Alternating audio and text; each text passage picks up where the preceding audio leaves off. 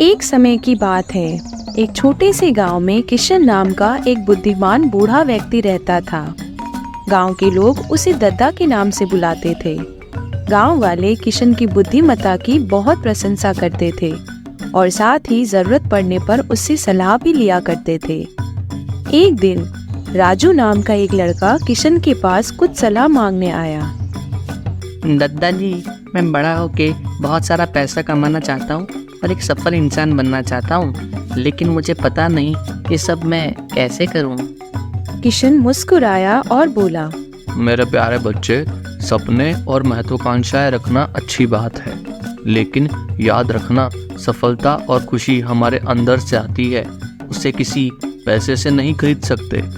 और सफल होने के लिए कड़ी मेहनत करना और धैर्य रखना बहुत ज़रूरी है। राजू किशन की बात सुनकर चौंक गया।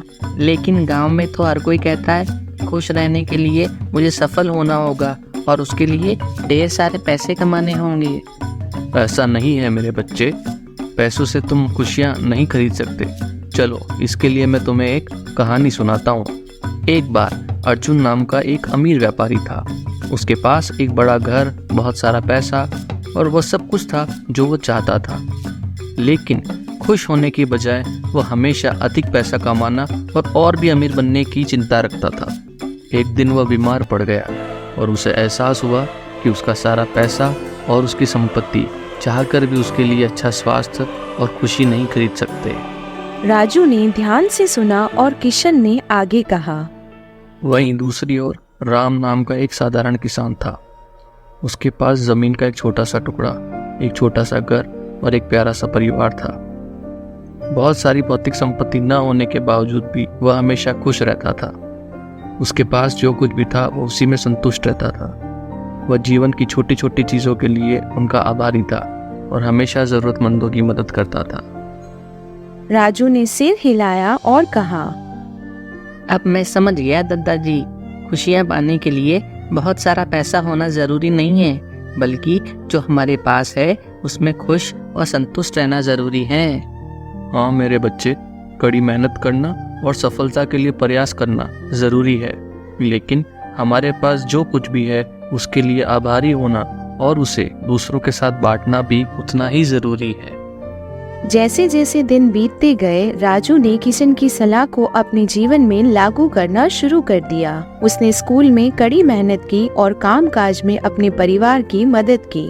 उसने गांव में नए दोस्त भी बनाए और जब भी संभव हुआ उनकी मदद की। एक दिन राजू ने एक गरीब आदमी को जलाऊ लकड़ी का भारी बोझ उठाने के लिए संघर्ष करते देखा। बिना कुछ सोचे समझे वह उस आदमी की मदद करने के लिए दौड़ा और दोनों ने मिलकर उस बोझ को उस आदमी के घर तक पहुंचाया। वह गरीब व्यक्ति राजू की मदद के लिए आभारी था और उसने सराहना के प्रतीक के रूप में राजू को कुछ पैसे देने का सोचा। राजू ने विनम्रता पूर्वक पैसे लेने से इनकार कर दिया और कहा, मैंने आपकी मदद पैसों के लिए नहीं की अंकल, बल्कि मुझे आपकी मदद करने में खुशी मिली। दूसरों की मदद करने की खुशी पैसों से कई अधिक मूल्यवान है।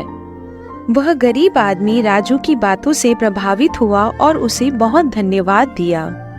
राजू को भी उस जरूरतमंद की मदद करने में संतुष्टि और खुशी हुई। जैसे जैसे समय बीतता गया, राजू बड़ा होकर एक दयालु और सफल युवक बन गया।